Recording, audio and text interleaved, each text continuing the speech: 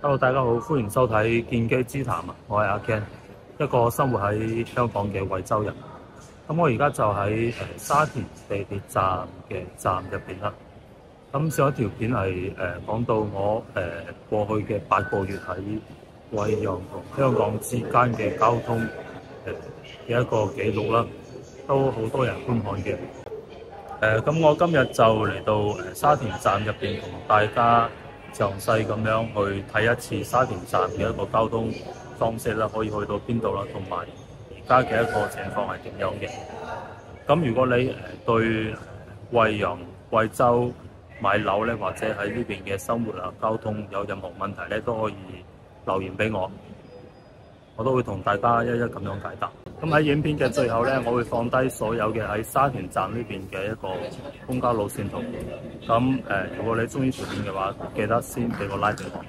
我係用咗成2個鐘嘅時間搜集整理咗一個沙田站去到惠陽大亞灣各個地方嘅一啲公交路線圖，希望大家多多支持。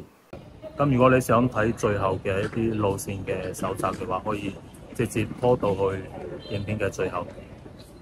咁我哋而家去邊 ？Let's go。咁而家大家睇到嘅呢個影片咧，就係沙田站嘅航拍。咁如果你有留意惠陽大亞灣呢邊買樓嘅朋友咧，應該都非常之熟悉嘅。咁大家可以睇到咧，喺地鐵出口周圍咧係泊咗好多嘅電動單車、電單車同埋一啲私家車嘅。咁係因為咧，自從呢個沙田站開通咗之後咧，非常之多嘅喺惠陽大亞灣呢邊買樓嘅人咧，就可以透過呢個沙田站咧去到深圳嗰邊翻工嘅。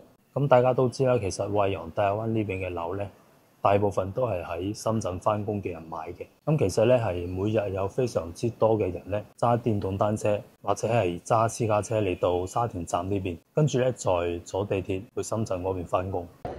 咁而家係星期五嘅晚上7點幾啊。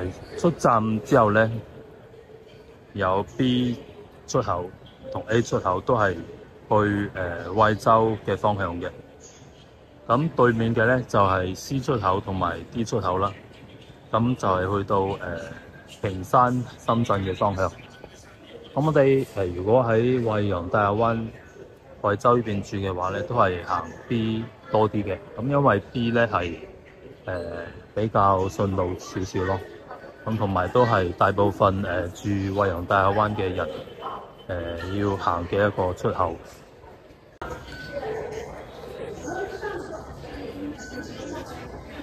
咁大部分咧喺惠陽大亞灣呢邊買樓嘅深圳打工一族咧，都會由深圳嗰邊坐地鐵翻到惠州呢邊。所以呢個鐘數咧係人係非常之多嘅，我俾大家睇下嚇。出站呢度係非常之多人。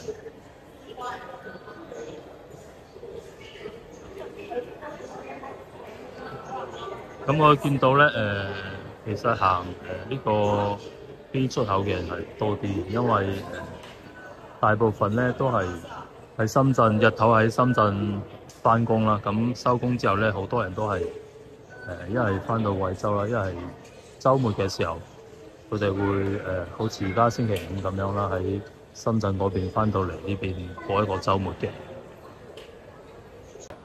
咁喺B 出口呢邊咧，就會有一個咁樣嘅熒幕啦，同埋有一個交通嘅指示啊。呢個 M425 路巴士咧係深圳嘅巴士嚟嘅，佢係由深圳坪山呢邊沙田站呢邊咧可以去到惠陽天虹商場，喺 B 出口2號公交站候車。佢都會有一啲指示會喺個地鐵呢度俾大家睇嘅。嗱，你望望呢邊啦。咁呢邊咧都會有一啲公交路線嘅一啲指示啊。首先係呢個東部公交啦，都係啱先嗰個係 M425跨市嘅公交啦，係深惠商城嘅連接，方便嘅。咁呢條線咧好似係啱開冇幾耐嘅。咁其實都係因為好多嘅喺深圳翻工嘅人，佢都係住惠陽大亞灣呢邊嘅，所以咧就開咗咁樣一條公交線俾到住喺惠陽大灣呢邊嘅人啦。咁佢嘅站點咧就可以見到啦，有去到惠陽淡水嘅方向嘅沙田地鐵站啦，去到坑子比亞迪過咗呢度咧就到咗惠陽嘅淡水嘅白雲坑啦。咁再去到萬城棉座啦，咁應該都有一啲香港嘅朋友買喺呢度萬長豪苑啦、萬城啦，同埋一啲主要路過嘅一啲小區樓盤啦。咁最後係去到惠陽天虹商場嗰邊。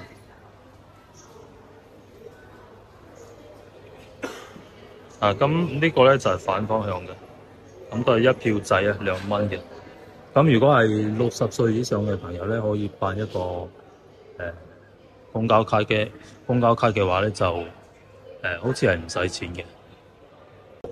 咁隔離呢幾個牌咧都係M425嘅介紹啦，同埋一個去其他方向嘅，去到惠東淡水。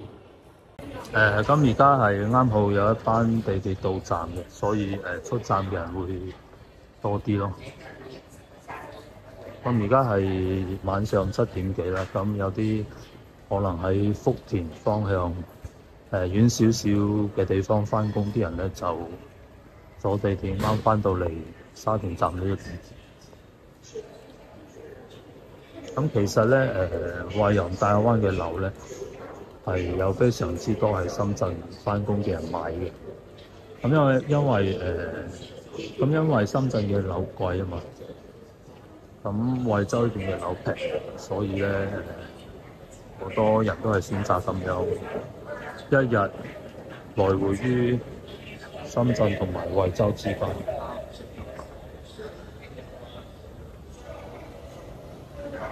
咁而家搭呢個扶手電梯咧，出到去咧就係 B 出口啦。咁俾大家睇下出嚟係點樣嘅。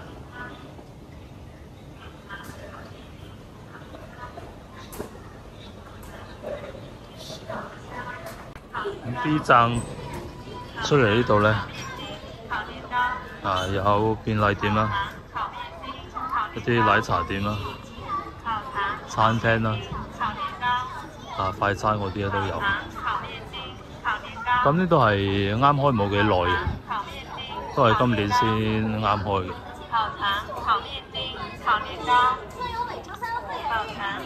都幾熱鬧下。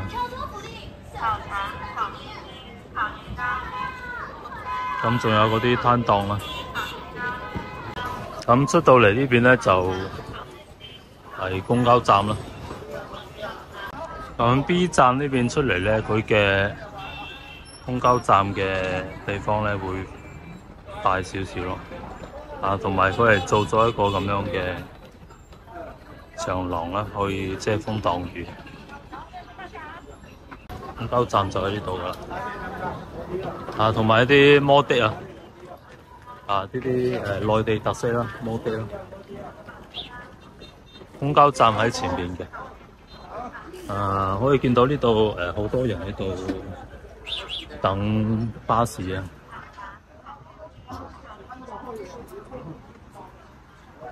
好多人喺度啊！咁同埋咧，其實一般咧，如果嗰啲滴滴咧喺呢邊嚟嘅話咧，都要排幾層㗎，即係呢第一條啦。第2條啦，即係出邊嗰一條，第3條，咁幾乎呢啲車係排到去出邊第3條，非常之多嘅車。咁巴士呢，公交車就喺入邊呢一條啦。咁公交站就喺隔離呢度，我哋一齊嚟睇下啦。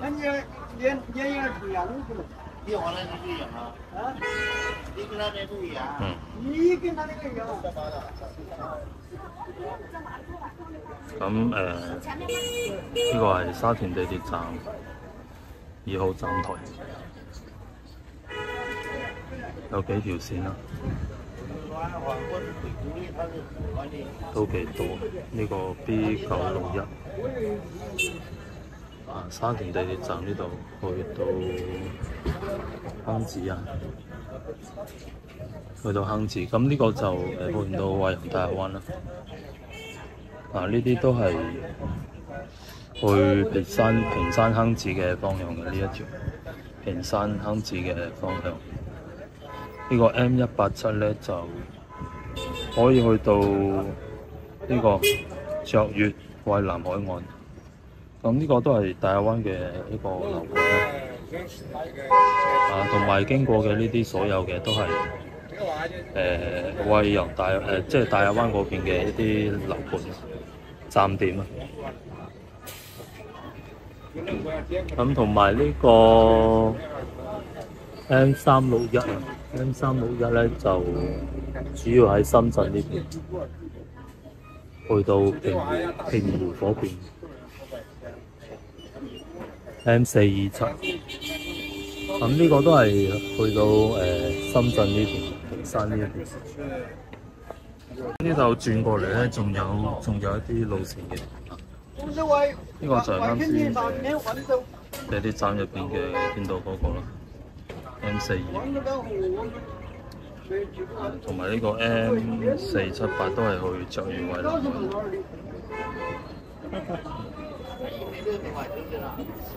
咁其他啲線都係去深圳㗎啦，平山坑池嘅。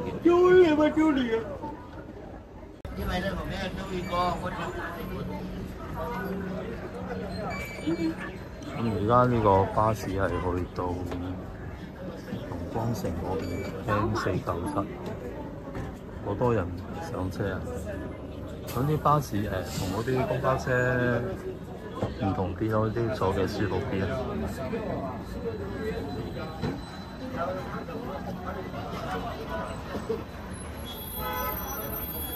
咁呢度咧仲有一啲去到淡水嘅一啲巴士啦，嗰上邊係有寫住嘅，都係淡水白雲新城嗰一邊嘅樓盤啦。咁呢個嘅話，我印象中係好似要喺微信嗰度去約嘅。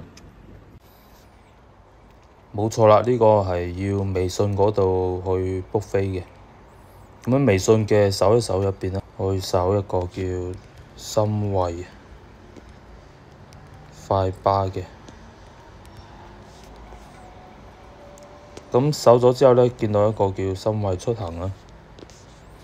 咁我睇咗下啦，佢嘅路線唔係太多嘅，咁主要都係針對喺紫荊學府同埋學府1號呢兩個小區嘅業主嘅。咁所以可以見到咧，佢嘅一啲票價都係稍微貴少少嘅。咁睇下佢嘅站點啦，學府1號啦，都係。咁呢條線咧就會稍微遠少少啦。咁如果住喺呢兩條線附近嘅一啲業主咧，可能就方便啲咯。啱先嗰度係 B 出口啦，而家呢度係 A 出口。咁 A 出口呢度出嚟咧，就係有一個叫 A 出口嘅公交站台，就係啱先影嘅嗰一 part。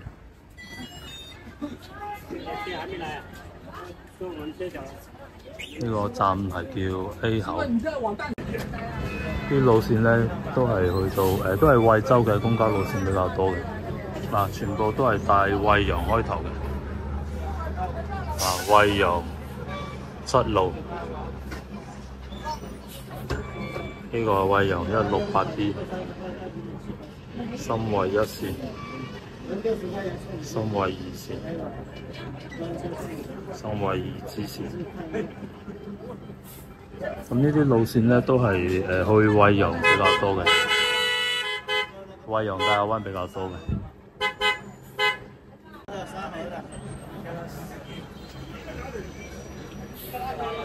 基本上每一班車都逼爆嘅，尤其是而家啦，你7點咁啱人哋撞到落班，人多啲㗎啦。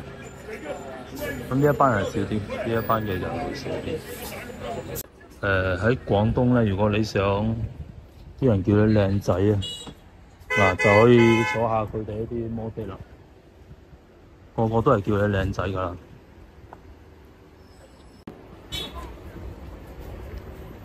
呢度都有幾部嘅巴士喺度等緊㗎啦。我見啲班次都算幾多嘅。嗰個 A 出口行過嚟咧，呢度仲有一個站台。佢都會有一啲提示喺呢度嘅，佢話你知咧，邊條線喺邊個站台嗰度坐。呢度人有少少多。咁呢啲就係所有嘅公交路線嘅一個情況啦。咁因為而家係夜晚啦，所以啲影片咧睇落係唔係幾清楚嘅。咁都唔緊要嘅。如果你想知道啲路線係經過邊啲地方嘅話，你可以喺呢條影片嘅最後，我會擺一個表格俾到大家。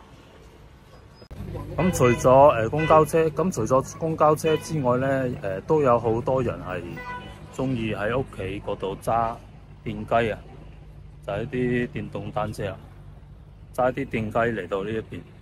咁直接佢拍低個電雞咧就可以入地鐵口噶。